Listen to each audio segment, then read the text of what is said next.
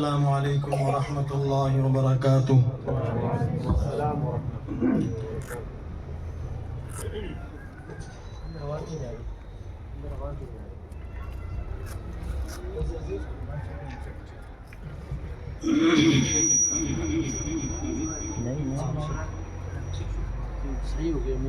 الحمد للہ رب العالمین،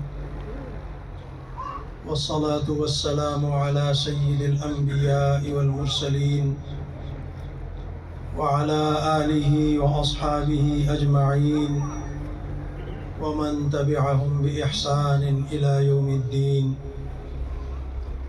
اما بعد فاعوذ باللہ من الشیطان الرجیم، بسم اللہ الرحمن الرحیم۔ باب قول اللہ ونضع الموازین القسط لیوم القیامہ وأن أعمال بني آدم وقولهم يوزن۔ وقال مجاهد القسطاس العدل بالرومية، ويقال القسط مصدر المقسط وهو العادل، وأما القاسط فهو الجائر۔ به قال حدثنا أحمد بن أشكاب قال حدثنا محمد بن فضيل عن عمارة بن القعقاع عن أبي زرعة عن أبي هريرة رضي الله عنه قال قال النبي صلى الله عليه وسلم: كلمتان حبيبتان إلى الرحمن خفيفتان على اللسان ثقيلتان في الميزان، سبحان الله وبحمده سبحان الله العظيم۔ صدق الله مولانا العظيم وصدق رسوله النبي الكريم۔ شوق اور محبت سے درود شریف پڑھ لیں۔ اللہم صل علی سیدنا و مولانا محمد وعلى آل سیدنا و مولانا محمد وبارک وسلم وصل علیہ۔ معزز حضرات، صدر اجتماع، محترم و مکرم حضرات علماء کرام، مشائخ عظام، دین اسلام سے وابستہ میرے کلمہ گو مسلمان بھائیوں، بزرگوں، اور بالخصوص ہماری ماں اور بہنوں، بیٹیوں، آج کی یہ بابرکت پروقار تقریب سعید ہماری ان خوش نصیب بیٹیوں کے اعزاز میں ہے جنہوں نے طویل عرصہ اللہ جل جلالہ کے دین کو سیکھا، نورانی قاعدے کے الف سے شروع کیا، قرآن کریم کے والناس کے سین تک پڑھا، اس کے علوم و معارف سے روشناسی حاصل کی،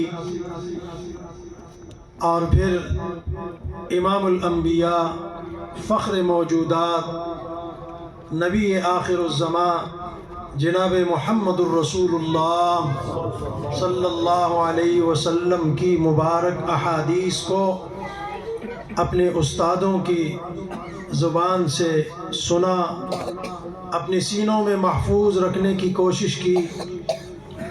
یہ طویل دورانیہ تعلیم کا اپنے اختتام کی طرف جا رہا ہے، اور ان خوش نصیب قوم کی بیٹیوں کے اعزاز میں آج کی یہ بابرکت پروقار تقریب منعقد ہو رہی ہے۔ دین اسلام اللہ تعالیٰ کی تمام نعمتوں میں سب سے بڑی نعمت ہے، اور اس دین کے بقا کے لیے، اس کے تحفظ کے لیے، اس کی اشاعت کے لیے اللہ جل جلالہ نے ہمارے اساتذہ پیدا کیے، علماء پیدا کیے، محدثین مفسرین پیدا کیے، قرآن کریم کے قراء اور حفاظ کرام پیدا کیے، مبلغین پیدا کیے، دین کے ہر شعبے میں اس دین کے احیاء کے لیے، انسانیت کی فلاح اور بہبود کے لیے اللہ جل جلالہ نے اپنے فضل سے رجال کار کام کے لوگ پیدا کیے، اور یہ سارے کے سارے مدارس دینیہ نے آپ کو تحفے میں دیے۔ آج اگر ہمارے گھروں میں، ہمارے معاشرے میں، ہمارے اداروں میں، ہمارے بازاروں میں دین اسلام باقی ہے، مسلمانیت باقی ہے، محمدیت باقی ہے، تو یہ ان مدارس کا اس معاشرے پر، اس قوم پر، اس دھرتی پر بہت بڑا احسان ہے۔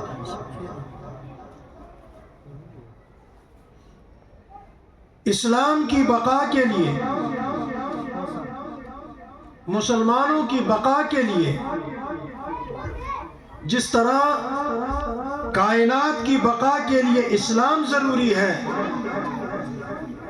اسی طرح اسلام کی بقا کے لیے مدارس دینیہ کا وجود اور ان کا تحفظ ضروری ہے۔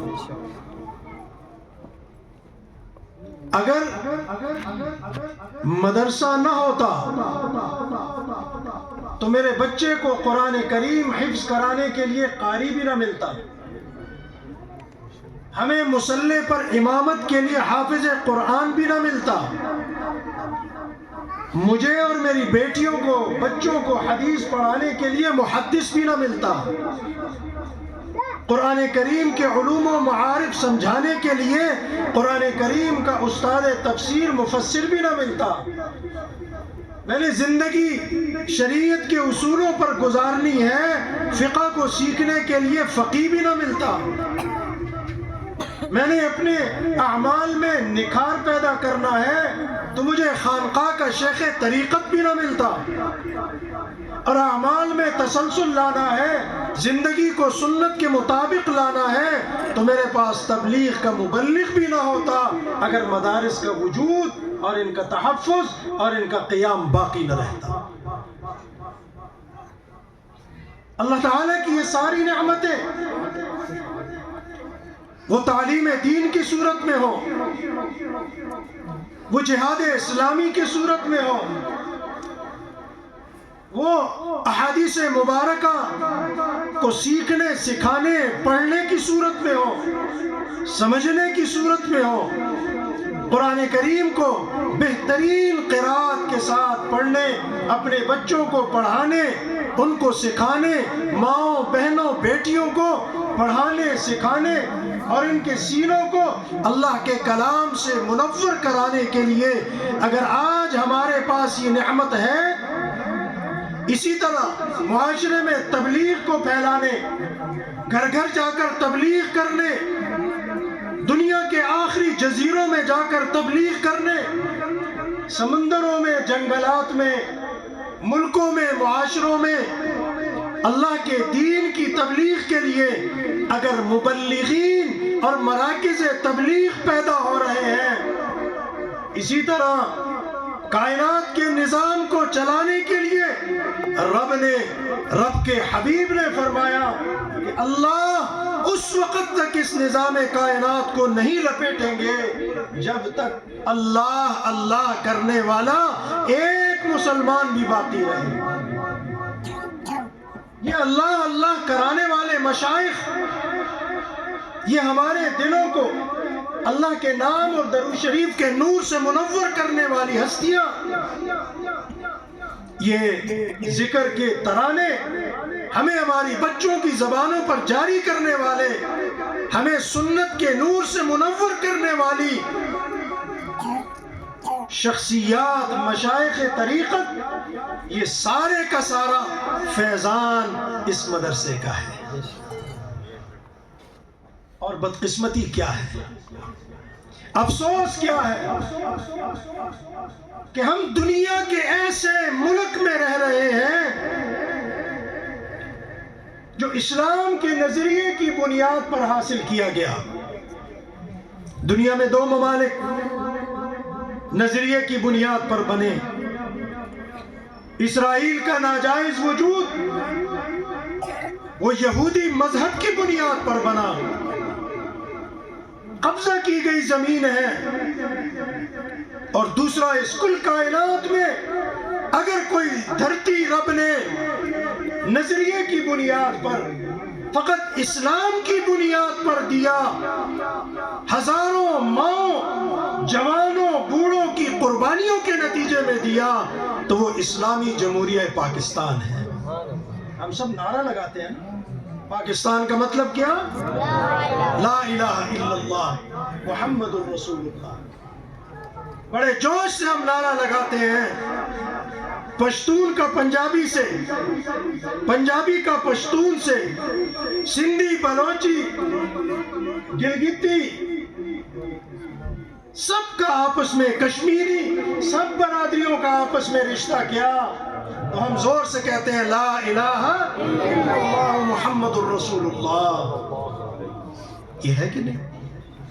تو پاکستان تو رب نے ہمیں عطا کیا، قربانیوں کے بعد اسلام کے نام پر عطا کیا، کلمے کی بنیاد پر عطا کیا۔ آج اس پاکستان میں ہم ختم نبوت کے لیے بھی لڑتے ہیں، اس کے تحفظ اور دفاع کے لیے بھی محلوں میں کانفرنسیں ہوتی ہیں، کیونکہ ختم نبوت کے منکر، کائنات کے بدترین کافر قادیانی اور مرزائی، وہ میرے آقا کی ختم نبوت پہ حملہ آور ہیں، اور میرے ملک کا قانون ان کو اپنی گرفت میں نہیں لیتا، اور اس کے لیے بھی جد و جہد ان حضرات علماء اور ان دین کے خادموں کو لڑنی پڑتی ہے۔ بدقسمتی سے آج اسلامی جمہوریہ پاکستان میں ہمارے اکابر کو اگر تحریک چلانی پڑ رہی ہے تو مدارس کے تحفظ کے لیے چلانی پڑ رہی ہے۔ اسمبلی کے ایوان ہو، باہر کے میدان ہو، خواص ہو، عوام ہو، اشرافیہ ہو یا پسا ہوا طبقہ ہو، ہر طبقے کے دروازے پر اگر اس وقت کوئی دستک دے رہا ہے تو وہ انہی مدارس کا قابل فخر، قابل عزت، قابل تکریم قائد ہمارے حضرت مولانا فضل الرحمان دامت برکاتہم دے رہے ہیں۔ تبلیغ کے میدان میں اگر کوئی ان کو تنگ کرتا ہے تو حضرت سیسا پلائی ہوئی دیوار بن جاتے ہیں۔ ختم نبوت کے میدان میں اگر کوئی حملہ آور ہو رہا ہے تو حضرت اس کے لیے سیسا پلائی ہوئی دیوار بن جاتے ہیں۔ صحابہ کرام، اہل بیت اطہار، شاعر اسلام کی کوئی توہین اور گستاخی کرتا ہے تو حضرت قائد جمعیت اس کے لیے سیسا پلائی ہوئی دیوار بن جاتے ہیں۔ خانقاہوں، مدارس، مکاتب قرآنیہ اور دین کے جس شعبے کے پیچھے بھی کوئی پڑتا ہے تو اس کے لیے سب سے پہلی آہنی دیوار وہ حضرت قائد جمعیت مولانا فضل الرحمان کھڑے ہوتے ہیں۔ اور اس سے بڑھ کر جب پاکستان کے استحکام کی بات آتی ہے، سلامتی کی بات آتی ہے، تو جہاں میری افواج صف میں کھڑی نظر آتی ہیں، میرے ادارے ریاستی سلامتی کے نظر آتے ہیں، وہاں ان کی طاقت میں اپنی طاقت ڈالنے والی شخصیت وہ حضرت قائد جمعیت مولانا فضل الرحمان صاحب نظر آتے ہیں۔ کہیں بھی دین دشمن، اسلام دشمن، اللہ اور اس کے حبیب کے دشمن، استحکام پاکستان کے دشمن نظر آئے تو مدارس کا یہ پشتیبان حضرت قائد جمعیت آپ کو نظر آتے ہیں. اور قائد جمعیت کے پیچھے کون ہے؟ کون سی طاقت ہے؟ مدارس دینیہ ہیں، مراکز تبلیغ ہیں، خانقاہیں ہیں.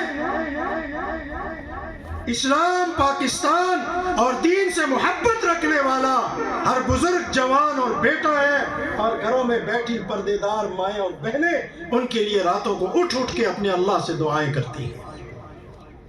میرے نوجوانوں، آج آپ کے اسلام کو، ایمان کو متزلزل کیا جا رہا ہے، آپ سے محمدیت کو چھینا جا رہا ہے. آپ یہاں تشریف رکھتے ہیں، ایمان سے بتائیں، آج ہماری بیٹیاں فارغ ہو رہی ہیں. مجھے بتایا گیا کہ 2,500-3 ہزار خواتین یہاں تشریف لائی ہوئی ہیں. یہ سب میرے اور آپ کی مائیں، بہنیں، بیٹیاں ہیں. ایسا ہی ہے، باہر سے تو نہیں آئے، ہمارے گھرانے کی خواتین ہیں. ان کو آج عزت کا مقام، عظمت کا مقام کون عطا کر رہا ہے؟ اسلام عطا کرتا ہے. اور اسلام کی سمجھ ہمیں کون دیتا ہے؟ یہ مدارس دینیہ دیتے ہیں. تو آپ سے اور مجھ سے ہمارا ایمان چوری کیا جا رہا ہے، اس پر ڈاکہ ڈالا جا رہا ہے. ہمیں کہا جاتا ہے یہ فلاں مولوی ہے، اس کا تعلق تبلیغ سے ہے، یہ فلاں ہے، اس کا تعلق مدرسے سے ہے، یہ فلاں ہے، اس کا تعلق خانقاہ سے ہے، یہ فلاں ہے، اس کا تعلق اسلامی سیاست سے ہے. خدا را اس تفریق میں نہ پڑنا. یہ سب دین کے شعبے ہیں. جیسے آپ مارکیٹ میں جاتے ہیں تو کیا آپ کو پوری مارکیٹ کے اندر قصائیوں کی دکانیں ملتی ہیں؟ گوشت بیچنے والوں کی دکانیں ملتی ہیں؟ پوری مارکیٹ کے اندر صرف ڈاکٹروں کے کلینک ملتے ہیں؟ پوری مارکیٹ کے اندر صرف کپڑے بیچنے والے کپڑے فروش ملتے ہیں؟ بلکہ ایک مارکیٹ میں جب آپ جاتے ہیں تو آپ کو ضرورت کی ہر چیز مختلف دکان میں ملتی ہے کہ نہیں ملتی؟ بالکل اسی طرح دین اسلام یہ بھی ایک گلدستہ ہے. اس میں مختلف رنگ، مختلف خوشبو کے پھول لگے ہوئے ہیں. کوئی مدرسے والا پھول ہے، اس کی اپنی خوشبو ہے. کوئی تبلیغ والا پھول ہے، اس کی اپنی خوشبو ہے. کوئی خانقاہ والا پھول ہے، اس کی اپنی خوشبو ہے. اور ان سب خوشبوؤں کو سنبھالنے والا، پانی دینے والا کون ہوتا ہے؟ جو اس کی چوکیداری کرتا ہے، اس کی نگہبانی کرتا ہے. اور وہ ہوتا ہے وہ عالم دین جس کو اللہ تبارک و تعالی نے نظام کو سمجھنے کی، نظام کے اندر مکر و فریب کرنے والوں کی مکر و فریب کو سمجھنے کی توفیق بخشی ہوتی ہے. اس کو کہتے ہیں اسلامی سیاست کا امام. جو مدرسے پر حملہ کرنے والوں کی مکاری کو سمجھتا ہے، خانقاہوں کو مٹانے والوں کی فریب کو سمجھتا ہے، آپ کے میری ماں بہنوں کے سر سے دوپٹے کو کھینچنے والا، آپ کے اور میرے درمیان دوری پیدا کرنے والا، ہمیں اسلام سے دور کرنے والوں کے مکر و فریب کو سمجھتا ہے. اور پھر اس کی ذات پہ مختلف طریقوں سے حملہ آور ہوا جاتا ہے. کیوں کہ اگر گلدستے سے آپ ایک پھول کو نکالو گے نا، ایک رنگ کے پھولوں کو، تو گلدستہ کم نظر آتا ہے، اس کے وزن میں فرق آ جاتا ہے، اس کے حجم میں فرق آ جاتا ہے.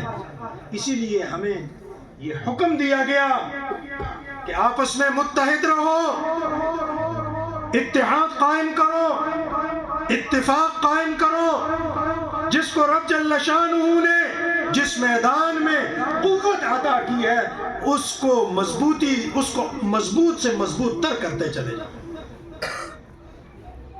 تو مدرسے نے آپ کو یہ نورانی ماحول دیا، مدرسے نے آپ کو قرآن کریم کا حافظ دیا، مدرسے نے آپ کو آپ کے آج کی اس تقریب کے صدر اجلاس، اس ادارے کے محتمم ہمارے مختوم حضرت مولانا زبیر صاحب، یہ آپ کو مدرسے نے دیے اور پھر یہ تبلیغ میں گئے، اللہ تعالیٰ نے ان کو دین کا مبلغ بنا دیا۔ مدرسے نے آپ کو وہ شخصیت، وہ عالم، وہ فاضل، وہ بہترین صلاحیتوں کا نوجوان دیا جس سے آپ نے بخاری شریف پڑھی اور اس کی آج کی آخری حدیث مبارک اس نوجوان عالم ہمارے عزیز حضرت مولانا عبدالوحید صاحب نے میرے سپرد کر دی۔ یہ ہمارے دارالعلوم کے الحمدللہ قابل فخر، قابل قدر فضلاء میں سے۔ مدرسے نے آپ کو قرآن کریم کا ایسا بہترین قاری دیا جس کی قرات آپ نے ابھی سنی تو ایمان سے بتائیں دل منور ہوئے کہ نہیں ہوئے؟ مزہ آیا کہ نہیں آیا؟ تو یہ ماحول، یہ گلدستہ آپ کو کہیں اور ملتا ہے؟ وہاں ہمیں کیا ملتا ہے؟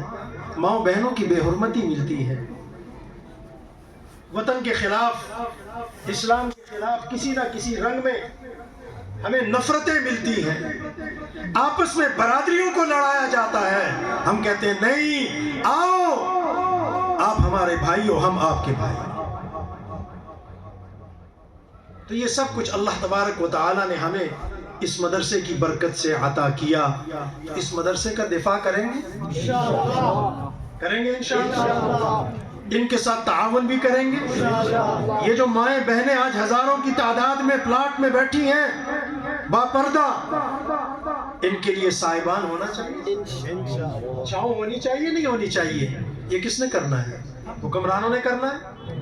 ان کے پاس تو مدرسے مٹانے کا وقت ہے، مدرسوں کو تنگ کرنے کا وقت ہے، مدرسوں کو بڑھانے کا وقت نہیں ہے۔ تو یہ کس نے کرنا ہے؟ میں نے اور آپ نے کرنا ہے نا، انشاءاللہ کریں گے انشاءاللہ۔ اور جو اس مدرسے کے قیام، اس کے تحفظ اور اس کی اشاعت کا علم بلند کیے ہوئے ہیں، اس کو بھی ہم نے مضبوط کرنا ہے کہ نہیں کرنا؟ وفاق المدارس کو مضبوط کریں گے انشاءاللہ، ترجمان مدارس قائد جمعیت حضرت فضل الرحمان صاحب کو مضبوط کریں گے انشاءاللہ، یہ ہمارا فرض ہے۔ تو بہرحال جن کی برکت سے، جن کے وسیلے سے رب جل شانہ یہ نعمت آج ہمیں عطا فرما رہے ہیں کہ 8 سال کے طویل دورانیے کے بعد بڑا عرصہ ہوتا ہے، صبح تہجد سے لے کر رات بستر پر جانے تک یہ بچے، یہ بیٹیاں یہ پڑھتی رہتی ہیں۔ ان کو کوئی لمحہ ایسا میسر نہیں ہوتا کہ یہ بازاروں میں گھوم سکیں، تفریح کے لیے جا سکیں۔ 24 گھنٹوں میں 2 گھنٹے ان کو ملیں گے عصر سے مغرب تک کا وقت، ورنہ اس کے علاوہ یہ پڑھتے ہیں یا پڑھنے کی تیاری کر رہے ہوتے ہیں۔ یہ طویل عرصہ میرے بزرگوں اور جوانوں، ماں اور بہنوں، ان بچیوں نے گزارا۔ آج اللہ اس کا انعام ان کو اپنے حبیب کی احادیث کے اختتام کی صورت میں دے رہے ہیں۔ جو کتاب میرے سامنے ہے، اس کتاب کو لکھنے والی عظیم ہستی وہ بھی علماء امت کا فیضان تھا، مدارس کا فیضان تھا۔ کبھی مدرسے درختوں کے نیچے، کھلے آسمان کے نیچے ہوا کرتے تھے، پھر آہستہ آہستہ ترقی ہوتی گئی، عمارتیں بنتی گئی، لیکن اصل یہ شاخ ساری کے ساری مدینہ منورہ، صفہ شریف اور پھر اس سے پہلے مکہ مکرمہ دار ارقم سے شروع ہوا، اور آج الحمدللہ آپ کے کونے کونے، چپے چپے میں مدارس کا قیام آ گیا ہے۔ ہم ان حضرات سے کہنا چاہتے ہیں تم اس فیضان کو ختم نہیں کر سکتے۔ تم امام بخاری، امام مسلم، امام ترمذی، قرآن کریم کی تفاسیر کو ختم نہیں کر سکتے ہو۔ اپنی کوششیں نہ کرو، تم سے پہلے بھی بہت آئے، مکے لہراتے تھے۔ اللہ تعالیٰ نے دنیا سے کیسے رخصت کیا؟ اس آسمان نے بھی وہ منظر دیکھا، آپ نے اور ہم سب نے سنا بھی اور دیکھا۔ اور جب کوئی دین کا خادم اٹھتا ہے، جب کوئی حدیث کا خادم اٹھتا ہے، اس کا جنازہ، جب کوئی ختم نبوت کا خادم، علماء کا قدردان اٹھتا ہے، تو میں زیادہ دور نہیں جاتا کہ لاہور جاؤں، حضرت امام بخاری کے جنازے کا منظر پیش کروں۔ ابھی چند سال پہلے، 4 سال پہلے، اسی سرائے خربوزہ کے میدانوں نے کرونا کے عروج پر ہمارے شیخ کا جنازہ دیکھا۔ یہ اللہ پھر دکھاتے ہیں دنیا کو کہ میں اپنے محبوبوں کے ساتھ کیا معاملہ کرتا ہوں۔ ان کی دنیا بھی اچھی، ان کا جانے کا منظر بھی اچھا، اور ان کی آخرت بھی اللہ تعالیٰ بہت ہی عمدہ اور مبارک فرما دے۔ لیکن یہ سب مجھے اور آپ کو نصیب ہوگا ان بزرگوں کی صحبت میں آنے سے۔ جس ہستی نے یہ کتاب لکھی، ان کو حدیث کو سمجھنے والے امیر المؤمنین فی الحدیث کہتے ہیں۔ حدیث کے باب میں امیر المؤمنین، جیسے ہم حضرات خلفائے راشدین کے نام کے ساتھ امیر المؤمنین لگاتے ہیں۔ ابھی 2 دن بعد 22 جمادی الثانی آنے والی ہے۔ خلیفۃ الرسول، خلیفہ بلا فصل، امیر المؤمنین سیدنا حضرت ابو بکر صدیق رضی اللہ تعالی عنہ اپنے محسنین کو یاد رکھا کریں، اپنے بڑوں کو یاد رکھا کریں۔ بدقسمتی یہ ہے، مجھے آج کا لیڈر تو یاد ہے، لیکن مجھے اپنے وہ محسن جن کی برکت سے، جن کے واسطے سے، جن کے وسیلے سے، جن کی نسبت سے رب جل شانہ نے یہ نعمتیں عطا کی، وہ ہمیں بھول گئے۔ 22 جمادی الثانی کو خلیفہ اول، خلیفۃ الرسول، امیر المؤمنین حضرت سیدنا ابو بکر صدیق رضی اللہ عنہ کا یوم وصال ہے۔ ان کو امیر المؤمنین کہا جاتا ہے۔ سیدنا عمر، سیدنا عثمان، سیدنا علی، ان سب کو امیر المؤمنین کہا جاتا ہے۔ تو اگر حدیث کے باب میں پہلے لوگ امیر المؤمنین کہتے ہیں تو وہ حضرت امام بخاری رحمت اللہ علیہ کو کہا جاتا ہے۔ اور اگر آج کے دور میں کسی کو امیر المؤمنین کے نام سے، شیخ الحدیث کے نام سے پکارا جاتا ہے، اسی بخاری کی 28 جلدوں میں عربی میں شرح لکھنے والی عظیم ہستی، جنہوں نے، آسان سمجھا دیتا ہوں کیونکہ آپ کو تو نہیں پتا ہوگا، تبلیغ سے تو سب واقف، فضائل اعمال تو سب کے گھر میں ہوگی، ہر مسجد میں پڑھی ہوتی ہے، ہر ممبر محراب میں پڑھی ہوتی ہے۔ اس فضائل اعمال کو لکھنے والی عظیم ہستی حضرت شیخ الحدیث مولانا محمد زکریا نور اللہ مرقدہ، ہمارے دادا پیر تھے، ہمارا جامعہ انہی کے نام سے ہے، ان کو کہا جاتا ہے۔ یہ امام بخاری رحمت اللہ علیہ، ان سے اللہ نے اپنے دین کا کام ویسے نہیں لیا۔ ان کے ابا جان رحمت اللہ علیہ بڑی نیک، پارسا اور بزرگ ہستی تھی، اپنے وقت کے اولیاء کی صحبت میں بیٹھا کرتے تھے۔ شادی ہوئی، اللہ تعالی نے عبداللہ عطا کیا۔ ابھی یہ بچے تھے، بالکل نابالغ معصوم بچے تھے کہ عبداللہ فوت ہو گئے۔ والدہ بڑی پریشان تھی، وہ خود نیک خاتون تھی، پارسا خاتون تھی۔ یاد رکھیے، بچوں کے لیے سب سے پہلی درسگاہ وہ ماں کی گود ہوا کرتی ہے۔ اگر ماں نیک ہے تو بچے کو رب جل شانہ نیکی کی توفیق عطا فرماتے ہیں، خیر کا ذریعہ بناتے ہیں۔ تاریخ اسلام میں جتنی نیک مائیں گزری ہیں، ان کی گودوں میں عبداللہ ابن المبارک پیدا ہوئے، حسن بصری پیدا ہوئے، امام اعظم ابو حنیفہ پیدا ہوئے، امام مالک، امام شافعی، امام احمد بن حنبل، اور آج کے دور میں حضرت بن نوری پیدا ہوئے، حضرت شیخ زکریا پیدا ہوئے، حضرت مولانا محمد الیاس پیدا ہوئے، حضرت سید عطا اللہ شاہ بخاری پیدا ہوئے، حضرت مولانا مفتی محمد تقی عثمانی پیدا ہوئے، ہمارے اساتذہ حضرت مولانا سید شیر علی شاہ پیدا ہوئے، تبلیغ سے وابستہ ہوں، مدارس سے وابستہ ہوں، خانقاہوں سے وابستہ ہوں، ہمارے شیخ مرشد حضرت مولانا محمد عزیز الرحمن پیدا ہوئے، شیخ الاسلام حضرت مولانا مفتی محمد تقی عثمانی پیدا ہوئے، اور جب مائیں نیک ہوتی ہیں تو دین کے تمام شعبوں کے قائد حضرت مولانا فضل الرحمن اللہ پیدا فرمائے۔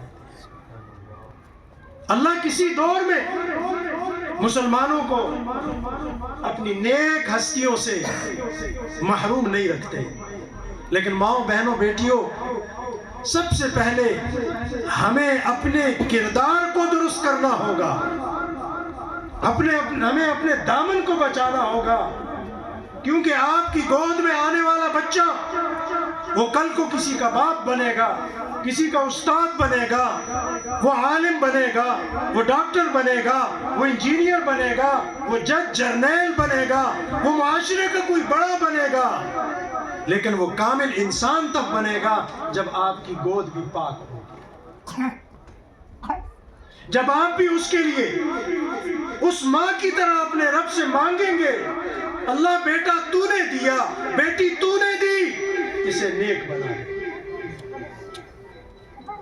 جیسے امام بخاری رحمت اللہ علیہ کی ماں نے جب بچپن میں والد کا سایہ سر سے اٹھا تو ماں کو بڑی فکر ہوئی، وہ ان کو ہر وقت اپنی نگرانی میں رکھتی، اپنے سینے سے لگاتی، اپنی گود میں رکھتی، ان کو حلال نوالا منہ میں دیتی، تہجد میں اٹھ کے اپنے رب سے مناجات کیا کرتی تھی۔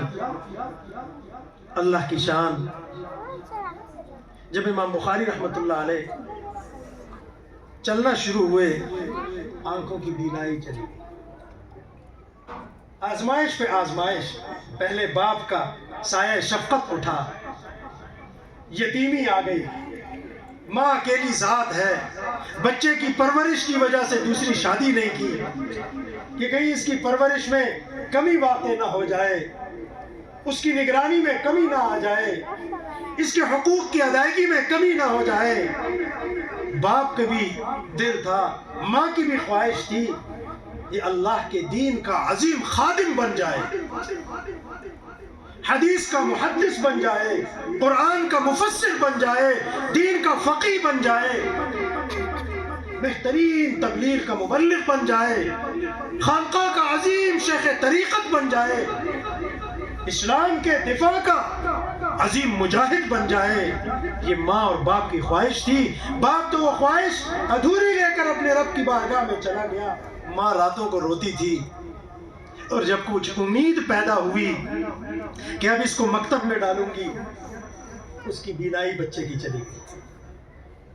اب ماں کو اور صدمہ ہوا کہ میری تو کل کائنات اجڑ گئی، میری تو امیدوں کا محور وہ اجڑ گیا، ختم ہو گیا۔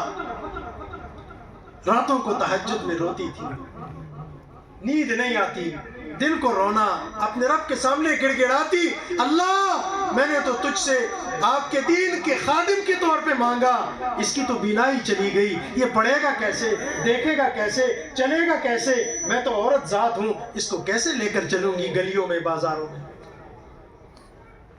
روتی تھی زاروں قطار، تڑپتی تھی۔ کئی سال اس میں گزر گئے۔ ایک رات تہجد پڑھ کے سوئی، خواب میں دیکھتی ہیں روتے روتے حضرت ابراہیم علیہ السلام کی زیارت ہوئی۔ پوچھا کیوں پریشان ہو، اپنا درد بیان کیا۔ حضرت ابراہیم علیہ السلام نے کہا کہ بی بی پریشان مت ہو، اللہ نے تیری دعا قبول کر دی، تیری پریشانی کا خاتمہ ہو گیا۔ آنکھ کھلی، دیکھا بیٹے کی بینائی لوٹ آئی ہے۔ آپ خود بتائیں اس وقت اس ماں کے کیا جذبات ہوئے، اس کی خوشی کا عالم آپ جان سکتے ہیں، تصور کر سکتے ہیں؟ چنانچہ ماں نے خود پڑھانا شروع کیا، کیونکہ میں نے عرض کیا نا، اے ماں، بہنوں، بیٹیوں، آپ ہی سب سے پہلا مدرسہ ہے بچوں کے لیے۔ اگر آپ سے بچہ بگڑ گیا تو اس کو سہارا دینے والا پھر کوئی نہیں ہوگا۔ لہٰذا آپ سے درخواست ہے کہ آپ اپنے بچوں کی تربیت پہ بہت زیادہ توجہ دیں، ان کو غلط سوسائٹی سے بچائیں، غلط دوستیوں سے بچائیں، موبائل کے غلط استعمال سے بچائیں، ٹی وی کی تباہ کاریوں سے بچائیں، اللہ سے مانگتے بھی رہیں اور ان پر نظر بھی رکھیں۔ انشاءاللہ اللہ ان کو وقت کے اولیاء میں شامل کر دیں گے۔ جب 10 سال کی عمر ہوئی اس بچے کی تو اس نے مدرسے میں آنا شروع کر دیا۔ اللہ اکبر۔ قرآن کریم پڑھ لیا، 16 سال کی عمر ہوئی، حدیث بھی کئی کتابیں حفظ کر لیں، یاد کر لیں۔ والدہ نے حج کا ارادہ کیا، یہ بھی ان کے ساتھ چلے گئے۔ حج کے فراغت کے بعد والدہ بھائی واپس آ گئے اور امام بخاری رحمۃ اللہ علیہ مدینہ میں رہ گئے کہ میں حجاز کے محدثین سے حدیث کا علم حاصل کروں۔ چنانچہ امام بخاری رحمۃ اللہ علیہ نے بہت سے محدثین سے، خود امام بخاری فرماتے ہیں کہ میں نے حدیث کے علم کے لیے 1080 اساتذہ کرام سے علم حاصل کیا، ان کی شاگردی اختیار کی ہے۔ 1080 امام بخاری خود فرماتے ہیں۔ کوئی تصور کر سکتا ہے؟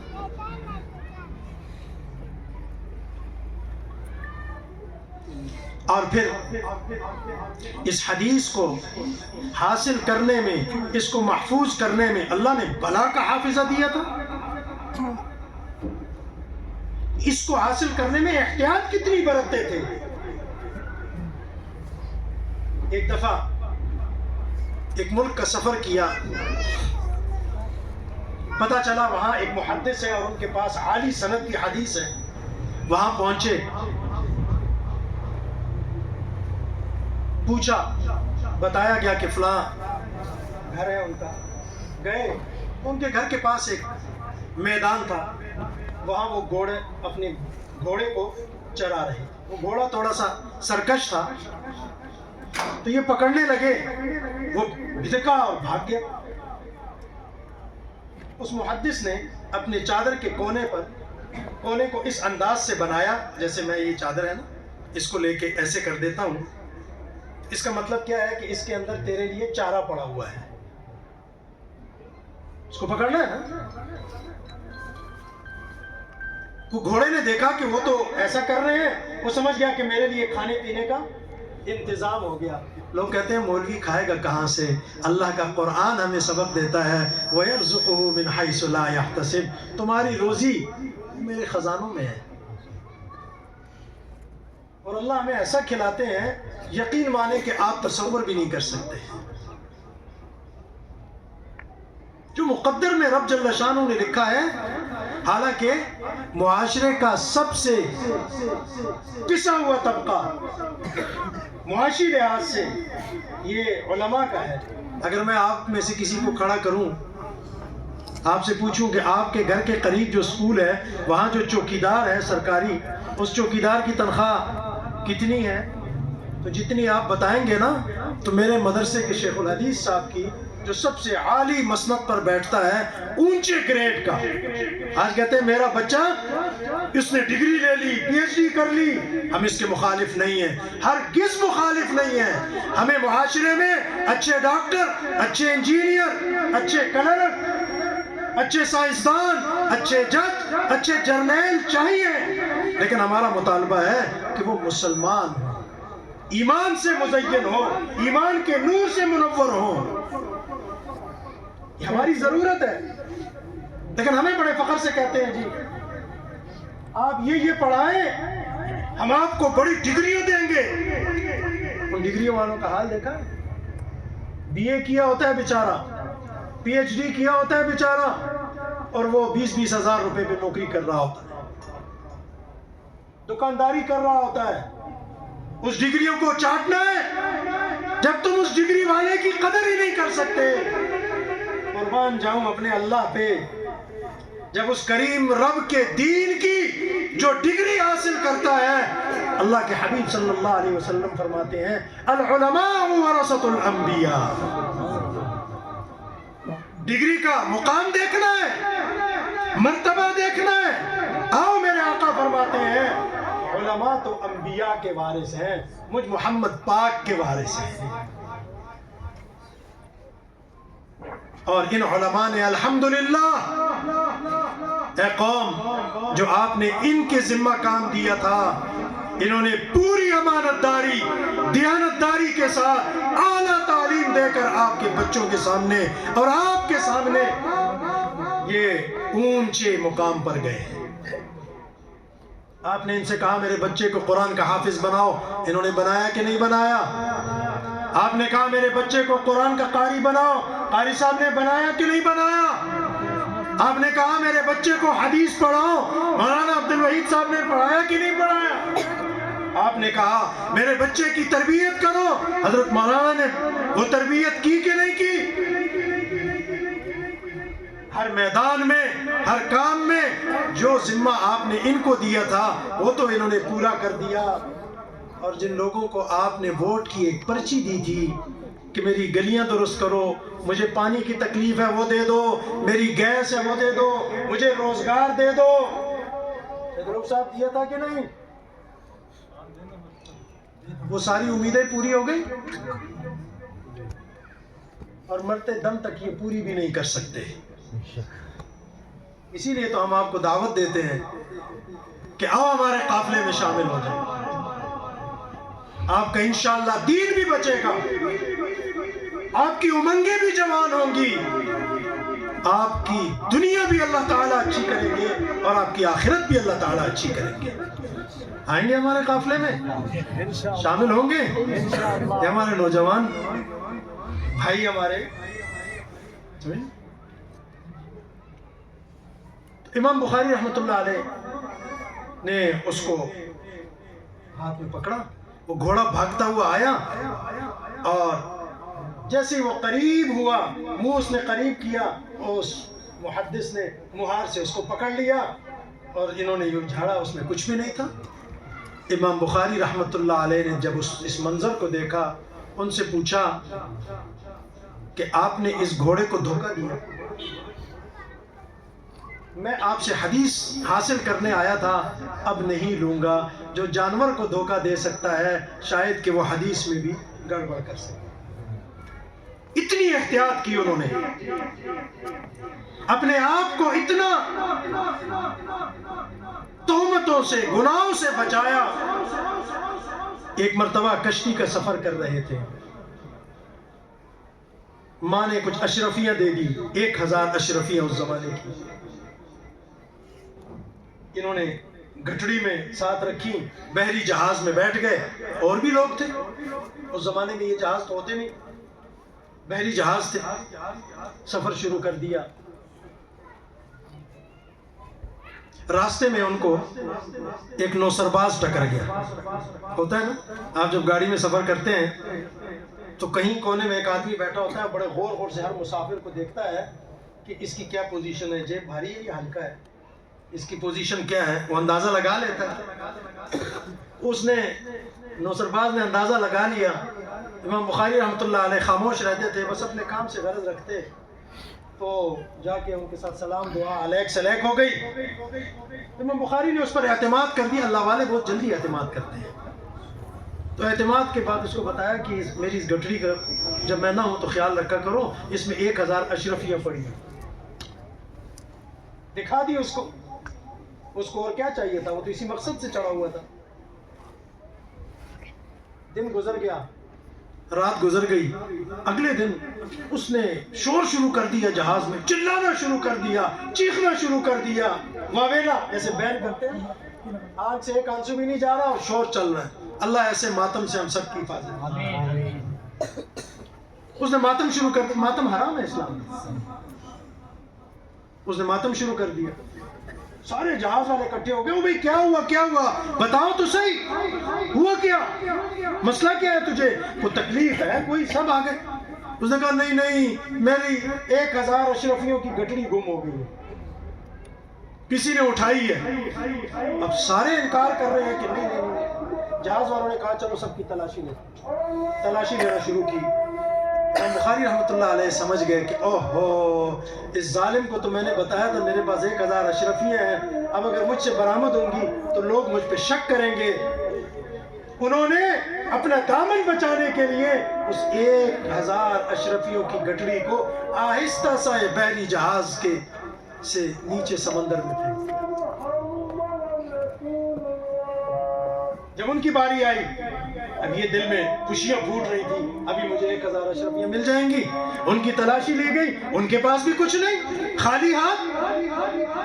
سب نے اس کو لان تان کیا, بدبخت, ہمارا وقت خراب کیا, سکون برباد کیا, خواہ سب جہاز والوں پہ شک کیا, سب نے اس کو لان تان شروع کر دی. دن گزر گیا, وقت گزر گیا. کچھ وقت کے بعد میں امام بخاری کے پاس آیا, کہنے لگا کہ اشرفیاں تو آپ کے پاس تھیں, پھر آپ نے کہاں کر دی؟ کہ نہ جہاز میں ملی نہ آپ کے سامان میں. امام بخاری نے کہا کہ ظالم, اگر میں وہ اشرفیاں پاس رکھتا تو لوگ کہتے کہ یہ دعوت و حدیث کی ثقافت کا کرتا ہے, دعوت و اس کو حدیث کو باریک بینی سے چننے کا ہے, اور حقیقت میں اس کا کردار یہ ہے. لہٰذا میں نے اس تہمت سے بچنے کے لیے دنیا کی پرواہ نہیں کی. وہ ذلیل کمینی مجھے پھر اللہ عطا کر دیں گے, وہ میں نے ضائع کر دی. اس شخص نے اسی وقت امام بخاری کے ہاتھ پر توبہ کر لی. اتنے احتیاط کے ساتھ انہوں نے اور مقام کیا تھا. بادشاہ وقت نے ان سے کہا کہ آپ میرے دربار میں آ کر مجھے حدیث کا علم سکھائیں, میرے بچوں کو پڑھائیں. امام بخاری نے کہا نہیں, کسی عالم کی یہ شان نہیں ہے. آج مجھے بھی لوگ کہتے ہیں کہ آپ یہ مثال دیا کرتے ہو, لیکن حضرت مولانا وہاں کبھی صدر کے پاس جاتے ہیں, کبھی وزیر اعظم کے پاس جاتے ہیں, تو وہاں کیوں آپ اعتراض نہیں کرتے؟ میں کہتا ہوں اگر حضرت مولانا فضل الرحمان صاحب دامت برکاتہم بغل میں اپنے کام کی فائل لے کر جائیں, اپنے پیٹ کے لیے جائیں, اپنی اولاد کے لیے جائیں, تو سب سے پہلے میں ان پہ اعتراض کروں گا. لیکن اگر وہ جاتے ہیں تو وہ دین کی سربلندی کے لیے, ختم نبوت کے تحفظ کے لیے, صحابہ اہل بیت کے تحفظ کے لیے, استحکام پاکستان کے لیے مدارس کا مقدمہ لے کر جاتے ہیں, تو میں کیوں نہ ان کے ہاتھوں کو بوسہ دوں اور ان کے نعرے لگاؤں. ہم ویسے ہی نہیں ان کے پیچھے پڑے ہیں, ہم بے نیاز لوگ ہیں, ہمیں اللہ نے اپنی زندگی دی ہے, ہم کسی کے در پہ نہیں جاتے. یہاں بھی بڑے بڑے خان وڈیرے رہتے ہیں, لیکن ہم بھی دیکھتے ہیں کون اللہ سے محبت رکھتا ہے, اس کی مخلوق سے, اس کے حبیب سے محبت رکھتا ہے. بہرحال میرے بزرگوں اور جوانوں, اور بالخصوص میری ماں اور بہنوں, امام بخاری رحمۃ اللہ علیہ نے بادشاہ کے سامنے انکار کر دیا کہ میں نہیں آؤں گا. وجہ کیا تھی؟ ان کو اپنے اللہ پر نظر تھی. اسی لیے امام بخاری نے کتاب کا آغاز کتاب الایمان سے کیا.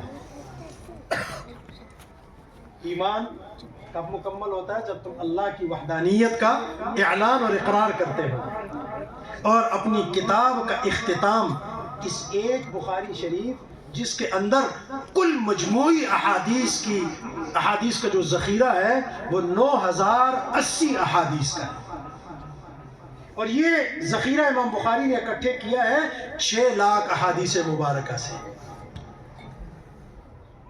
ہم تو 10 حدیثیں یاد کر لیں تو بڑا فخر محسوس کرتے ہیں. 6 لاکھ حدیثوں کا ذخیرہ انہوں نے جمع کیا, اور اس میں سے پھر چن چن کے 9080 احادیث کا ذخیرہ, بعض 82 فرماتے ہیں, بعض 9000 کہتے ہیں, یہ سارا انہوں نے جمع کر کے امت پر احسان کیا، قیامت تک کی انسانیت پر احسان کیا اور ہمارے سامنے اس کو پیش کر دیا۔ جب اتنی محنت، اتنی مشقت، اتنی لگن، اتنا اہتمام انہوں نے کیا، صاحب تقویٰ تھے، اللہ پر بھروسہ کیا، وقت کے محدثین نے پھر کیا کہا؟ اصح الکتب بعد کتاب اللہ الباری، کتاب اللہ الباری الصحیح البخاری۔ اس نیلے آسمان کے نیچے اگر کلام اللہ کے بعد سب سے زیادہ صحیح کتاب حدیث کی ہے تو وہ بخاری شریف۔ اس کا یہ مطلب ہرگز نہیں کہ باقی جتنی حدیث کی کتابیں ہیں وہ غیر صحیح ہیں، ایسا نہیں ہے، لیکن یہ سب میں اونچے گریڈ پہ ہے۔ گریڈ ہوتا ہے نا، جیسے میں گریڈ کی بات کر رہا تھا، ہم خوش ہوتے ہیں میرے بچے نے پی ایچ ڈی کر لیا، دنیا میں یہ ملے گا، دنیا میں یہ ملے گا۔ جو ان احادیث کو پڑھ لیتا ہے، اس کے بارے میں جو قرآن کریم کو سینے میں اتار لیتا ہے، اس کو دنیا میں تو گریڈ ملتا ہی ملتا ہے، بھلے اہل دنیا اس کو کچھ نہ سمجھیں۔ کل قیامت کے دن اللہ فرمائیں گے، او حافظ جی ادھر آ، میں تجھے آج گریڈ دینا چاہتا ہوں۔ شروع کر قرآن کریم، بسم اللہ کے بے سے شروع کرے گا، ایک آیت پڑھے گا، حکم ہوگا ایک سیڑھی پہ چڑھتا جا، جہاں والناس ہوگی وہاں حافظ جی کو کہا جائے گا یہ تیرا مقام اور مرتبہ ہے۔ حدیث اللہ تعالیٰ خوش نصیبوں کو عطا کرتے ہیں۔ اصل گریڈ ان 7 خوش نصیب طالبات کا ہے، میری اور آپ کی بہنوں بیٹیوں کا ہے، جنہوں نے آج لاکھوں احادیث کا ذخیرہ 8 سال کے بعد اپنے اساتذہ سے پڑھا۔ اللہ تبارک و تعالیٰ اس کے نور سے انہیں بھی، ہمیں بھی اور آنے والی نسل کو اور جن گھرانوں میں انہوں نے جانا ہے ان گھرانوں، اس معاشرے کو منور کر دے۔ امام بخاری رحمۃ اللہ علیہ نے اپنی کتاب کا جو آخری باب لایا ہے، جہاں اپنی کتاب کو ختم کر رہے ہیں، وہ لایا ہے وزن اعمال کا۔ کتاب التوحید کو لائے کہ اللہ کی وحدانیت کا اقرار آغاز میں بھی ہے، اختتام میں بھی ہے، شروع میں بھی تسبیح، آخر میں بھی تسبیح لائے ہیں کہ تسبیح کرو، یہی تو مجھے اور آپ کو حکم ہے، اللہ کا ذکر کرو، یہی تو مدرسے والے کہتے ہیں، یہی تو خانقاہ والے کہتے ہیں، یہی تو تبلیغ والے کہتے ہیں، یہی تو ہماری قیادت کہتی ہے کہ اللہ کو یاد کرو، مخلوق کی خدمت کرو۔ ہمارے حضرت فرماتے تھے 3 کام کرو تم اللہ کے نیک بندے بن جاؤ گے، مصطفیٰ کریم صلی اللہ علیہ وسلم کے سچے امتی، عاشق امتی بن جاؤ گے۔ اللہ کو راضی کرو، عبادت کرو، حضور صلی اللہ علیہ وسلم کو راضی کرو اتباع کے ساتھ، اور مخلوق کو راضی کرو خدمت کے ساتھ۔ اطاعت، اتباع اور خدمت، یہ سبق حاصل کر لیں۔ چنانچہ امام بخاری رحمۃ اللہ علیہ نے انکار کیا کہ بادشاہ، میں اپنے جہان کا بادشاہ ہوں، تیری بادشاہت عارضی اور میری بادشاہت ابدی ہے۔ اس وقت کے بادشاہ کا نام اگر میں ابھی نہ لوں، شاہ بخارا کا، تو آپ نام جانتے ہیں جنہوں نے امام بخاری پر ظلم کیا، تنگ کیا، پریشان کیا، ان کو نکالا، ہجرت پر مجبور کیا۔ لیکن جو اصل بادشاہ تھا، جس کی اصل ڈگری تھی، آج حضرت امام بخاری رحمۃ اللہ علیہ کو اس وقت بھی پوری کائنات میں ان کا ڈنکا بج رہا ہے، اور قیامت کی صبح تک ان کا ڈنکا بجتا رہے۔ اصل عزت تو یہ ہے، ہم دنیا سے چلے جائیں، ہمیں لوگ ہاتھ اٹھا کر دعائیں دیں، اچھے الفاظ میں یاد کریں، یہ اصل زندگی ہے۔ امام بخاری رحمۃ اللہ علیہ نے کہا میں نہیں پڑھاؤں گا، اگر تم نے پڑھنا ہے میرے مدرسے میں آ جانا، میں گھر گھر نہیں جاتا، میں درباری نہیں ہوں، میں ایک در پہ جھکتا ہوں، اور اگر تو نے بھی کچھ پانا ہے تو اسی در پہ آ، لہٰذا میں تیرے در پہ نہیں آؤں گا۔ اسی لیے ہم اپنے طلبہ کو یہی سبق دیتے ہیں، در در پہ نہ جاؤ، ایک در پہ جھک جاؤ، سارے درباری تمہارے قدموں میں آ جائیں۔ آج سارے درباری ہمارے حضرت کے قدموں میں آئے کہ نہیں آئے؟ ان کی پشت پر کھڑے ہو گئے کہ نہیں ہو گئے؟ اللہ پھر دکھاتے ہیں پھر ان کو نکلنا پڑا. آپ سمرقند سے 10 میل کے فاصلے پر خرتنگ ایک علاقہ ہے، وہاں تشریف لے گئے، اور پھر وہاں کے لوگوں نے بھی کچھ تنگ کرنا شروع کیا. سمرقند کے حاکم نے پیغام بھیجا کہ حضرت آپ ہمارے یہاں تشریف لے آئے. وعدہ کیا، ٹھیک. رمضان کا مہینہ قریب تھا، رمضان گزارا. عید کی رات کو حضرت امام بخاری رحمۃ اللہ علیہ نے ارادہ کیا، سواری منگوائی، لیکن طبیعت نے اجازت نہیں دی. اللہ کو کچھ اور منظور تھا کہ اب میں نے اپنے محبوب کو در در نہیں پھیلانا، علاقے علاقے نہیں لے جانا. جو کام انہوں نے کرنا تھا وہ انہوں نے کر لیا. جو اللہ کے دین کا خادم ہو جائے اللہ اس کے ساتھ بڑا پیار کا معاملہ فرماتے ہیں. گزشتہ مہینے عمرے میں ہمارے ساتھ اسلام آباد میں ہمارے جامعہ محمدیہ کے ایک درویش عالم دین تھے بیچارے. ابھی بدھ والے دن ہمارے جامعہ میں بھی تشریف لائے تھے. حفظ کا امتحان لیا کرتے تھے، قرآن کے خادم تھے. ابھی نومبر میں پچھلے مہینے ہم مدینہ منورہ میں اکٹھے تھے تو مسجد نبی شریف میں بڑی عجیب ملاقات ہوئی. میں نے کہا طبیعت کیسے ہے؟ کہنے لگے آج کل تھوڑا بیمار رہتا ہوں، بس آپ دعا کریں اللہ خاتمہ ایمان پر نصیب فرمائے. دوست تھے، کل اچانک طبیعت خراب ہوئی اور اپنے اللہ کو پیارے ہو گئے. یہ دنیا فانی ہے، ہم نے جانا ہے، رہنا کسی نے بھی نہیں ہے. خوش نصیب ہیں وہ جن کے سینوں میں حدیث آ گئی. خوش نصیب ہیں وہ جنہوں نے اپنے سینوں کو، اپنے گھرانوں کو منور کر دیا انوار حدیث سے، انوار قرآن سے، انوار شریعت سے. امام بخاری رحمۃ اللہ علیہ کی طبیعت خراب ہوئی اور عید کی رات کو انتقال ہو گیا. اگلے دن ظہر کی نماز کے بعد جنازہ جب اٹھا تو سمرقند کی تاریخ کا سب سے بڑا جنازہ اٹھا، اور جب قبر میں رکھا گیا تو قبر سے پھر ایسی خوشبوئیں پھوٹی کہ مشک و عنبر بھی اس کے مقابلے میں کچھ نہیں تھی. ان کے مخالفین پھر قبر پر آ کر ندامت کے آنسو بہاتے تھے. بہرحال امام بخاری رحمۃ اللہ علیہ نے اپنی کتاب کا اختتام مسلمانوں کو فائدے سے کیا ہے. علماء ہوتے ہیں نا، مشائخ، دیندار علماء، یہ ہر وقت دوسرے کی خیر، دوسرے کے لیے بھلائی، دوسرے کے لیے اچھائی سوچتے ہیں. امام بخاری نے اپنی کتاب کا اختتام ایک ایسے حدیث سے کیا ہے. باب کا عنوان باندھا ہے باب قول اللہ ونضع الموازین القسط، کہ لوگوں یاد رکھو ہم جو کچھ دنیا میں کر رہے ہیں نا قیامت کے دن یہ تلیں گے. 2 فرشتے ہیں نا ہمارے ساتھ، ایک نیکیوں والا اور ایک بدیوں والا، وہ لکھ رہے ہیں اور یہ سارا رجسٹر اعمال نامے میں تولا جائے گا. دایاں طرف بھاری ہوگا تو میں اور آپ خوشی خوشی جنت چلے جائیں گے، اور اگر بایاں طرف والا بھاری ہو گیا اللہ ہم سب کو بچائے تو پھر جہنم میں جانا پڑے گا. لیکن اگر دین والوں سے تعلق جوڑو گے، ہم سے پوچھتے ہیں آپ کو دین والوں نے کیا دیا، آپ ویسے ہی حضرت مولانا کے نعرے لگاتے ہو، ان کے پیچھے چلتے ہو، ان علماء کے ساتھ بیٹھتے ہو، انہوں نے تمہیں کیا دیا؟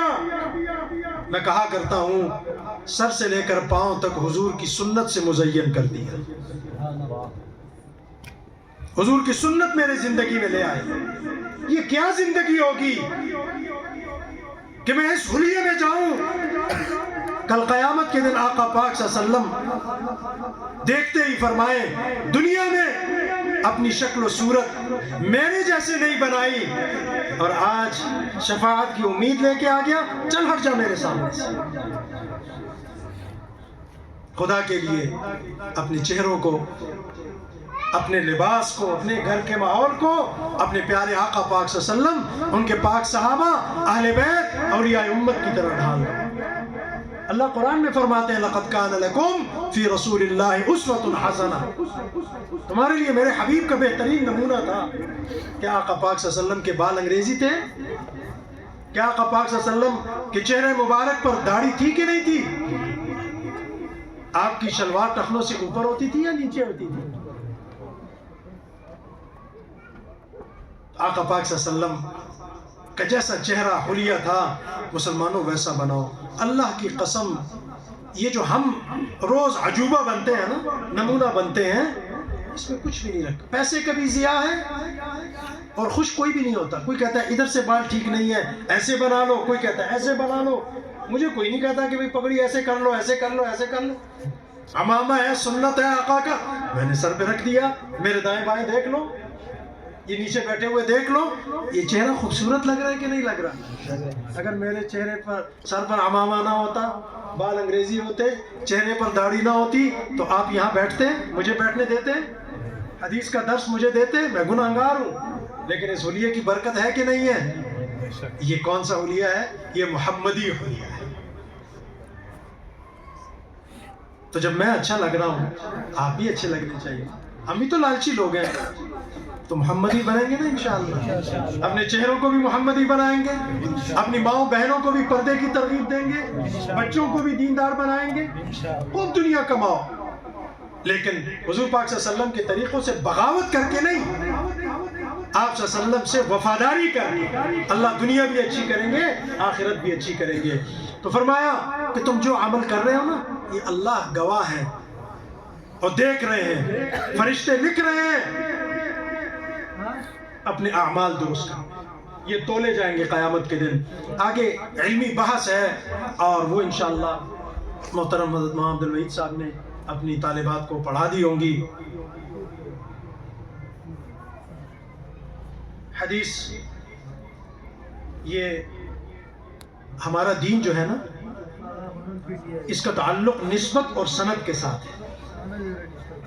اپنے طلبہ سے کہا کرتا ہوں کہ آج تم فارغ ہو کے جا رہے ہو، ایک تو ہمیشہ وفادار رہے اپنے مرکز سے، جامعہ مریم سے، اور اپنے اساتذہ سے، اپنے استاد محترم سے. ہمیشہ ان کی دعاؤں کے ساتھ اپنی زندگی بسر کرو گے، اللہ تمہیں 4 چاند لگا دیں گے. اور اگر ان کی دعائیں نہیں لوگے، تمہارا فیض نہیں پھیلے گا، تم سے اللہ دین کا کام نہیں لیں گے. اور یاد رکھنا عزیز طالبات، آپ کے ساتھ 3 نسبتیں وابستہ ہیں. سب سے پہلے آپ کے ماں باپ کی، جنہوں نے محنت کی، مشقت کی. وہ چاہتے تو آپ کو اسکول، کالج، یونیورسٹی میں پڑھاتے، پڑھا بھی رہے ہوں گے.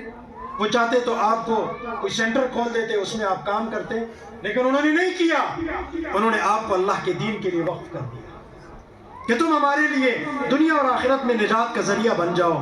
خدا را اپنے کسی عمل سے اپنے ماں باپ کے دامن کو داغدار نہ کر لے. وہ یہ نہ کہے فلاں کی بہن، فلاں کی بیٹی، فلاں کی ماں، فلاں کی بیوی ایسی. اس دامن کے، اس نسبت کا لحاظ کرنا. دوسری نسبت آپ کے ساتھ آپ کے ان اساتذہ کی ہے جنہوں نے آپ کو حضور انور صلی اللہ علیہ وسلم کی شریعت کا سبق دیا ہے، قرآن کریم اور احادیث کا درس آپ کو دیا ہے. ان سے بھی آپ کی نسبت ہے. آپ کا اور میرا غلط کام، لوگ کہیں گے فلاں شیخ صاحب، فلاں مبلغ صاحب، فلاں استاد صاحب سے انہوں نے حاصل کیا، گویا ان کے استاد ایسے ہوں گے تو شاگرد ہوں گے. اور تیسرا، آپ کے مادر علمی جامعہ مریم للبنات جہاں آج ہم موجود ہیں، اس کی نسبت آپ کے ساتھ وابستہ ہے. اس نسبت کا خیال رکھیں. اور یہ توفیق اللہ کیسے دیں گے ان نسبتوں کو باقی رکھنے کی، زندگیوں میں انقلاب لانے کی، دین کا کام کرنے کی؟ کہ جب ہم اللہ کا ذکر کثرت سے کریں گے، جس کے لیے امام بخاری رحمۃ اللہ علیہ نے ہمیں آخر میں سبق دیا، اور درود شریف کی کثرت کرنے کا. جو درود شریف کی اللہ کا ذکر کریں گے، اللہ کا قرب نصیب ہوگا. درود شریف کی کثرت کریں گے، سنت کا نور بھی نصیب ہوگا، اور حضور صلی اللہ علیہ وسلم کی زیارتیں بھی نصیب ہوں گی، آقا پاک صلی اللہ علیہ وسلم کی شفاعت بھی نصیب ہوگی. تو امام بخاری آخر میں یہ حدیث لا رہے ہیں. حدثنا احمد بن اشکاب قال حدثنا محمد بن فضیل عن عمارة بن القعقاع عن ابی زرعة. اس حدیث کے آخری راوی ہیں حضرت ابو ہریرہ رضی اللہ عنہ. یہ دین ہمیں ایسے نہیں ملا قالینوں پہ. حضرت ابو ہریرہ وہ ہستی ہیں جنہوں نے حضور پاک صلی اللہ علیہ وسلم سے سب سے زیادہ احادیث نقل کی. سب سے زیادہ صحابہ میں زیادہ روایات. فرماتے ہیں پڑھتے ہوئے ایسی حالت تھی ہماری کہ میں کبھی کبھی ایسا پڑا ہوتا تو کوئی آ کے مجھے یوں لات مارتا کہ گویا اس کے اندر جان ہی نہیں ہے، حالانکہ میں مرا ہوا نہیں ہوتا تھا. کئی کئی دن کھانے کو کچھ نہیں ملتا تھا. میں صفہ کے چبوترے میں سبق پڑھ پڑھ کے بھوک سے نڈال ہو کے گر جاتا تھا. نقاہت آ جاتی تھی، فاقے ہوتے تھے اور اتنی ہمت نہیں ہوتی تھی کہ اٹھ کے پڑھ لے. ان ابو ہریرہ رضی اللہ عنہ کی یہ روایت امام بخاری لائے ہیں. وہ کیا روایت ہے؟ بڑی عجیب روایت ہے. فرماتے ہیں کہ نبی کریم صلی اللہ علیہ وسلم نے فرمایا تمہیں ایک تحفہ دیتا ہوں. وہ کیا؟ تمہیں 2 کلمے سکھاتا ہوں.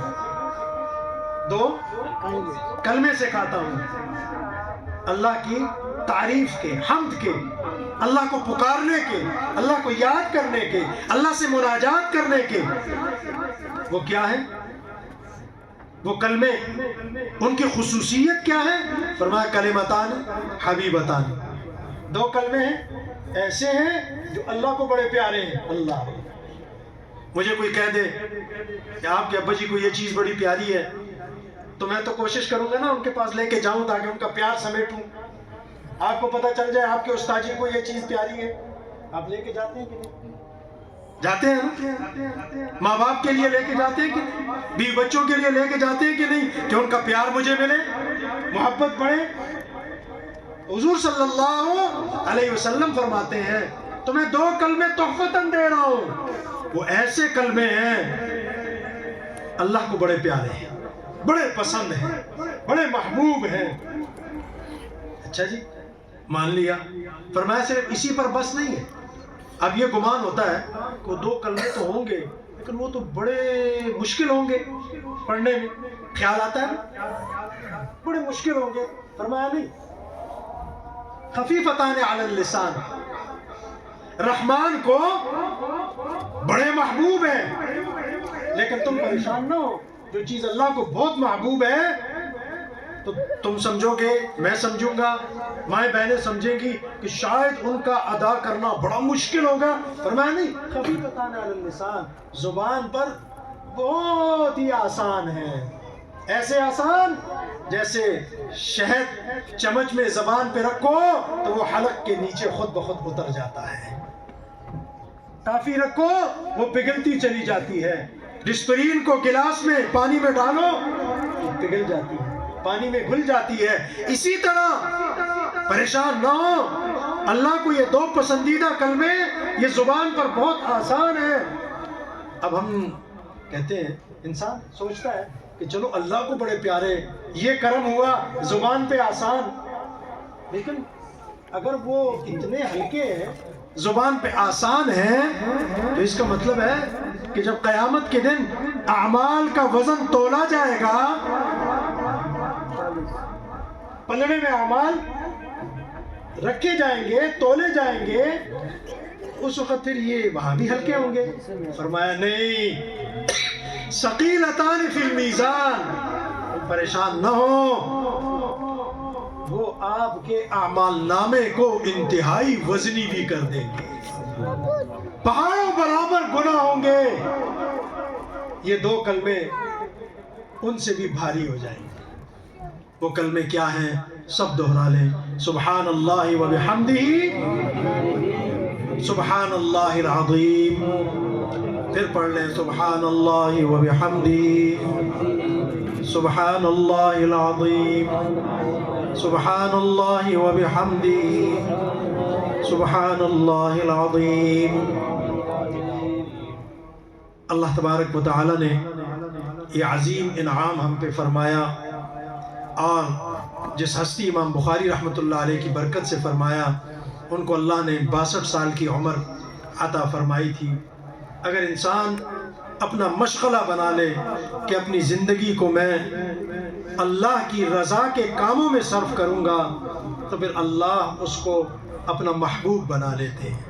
اس کے حبیب صلی اللہ علیہ وسلم اس کو پسند کرنے لگ جاتے ہیں. اس لیے میرے بزرگوں، اللہ کا ذکر بھی کثرت سے کرنا ہے، درود شریف بھی کثرت سے پڑھنا ہے، گھروں میں بھی اس کی عادت ڈالنی ہے۔ آج سب پریشان ہیں، پریشانیوں کا خاتمہ اللہ کے ذکر سے ہوگا اور درود شریف کی کثرت سے۔ آپ اس کی کثرت شروع کر دیں، اللہ کی قسم آپ ہمیں راتوں کو اٹھ اٹھ کے دعائیں دیں گے، اور دین کی یہ جو چراغ ہیں، دین کی یہ جو روشنیاں ہیں، یہ یونیورسٹیاں ہیں، ان کے ساتھ تعاون بھی کرنا ہے، پیار بھی کرنا ہے۔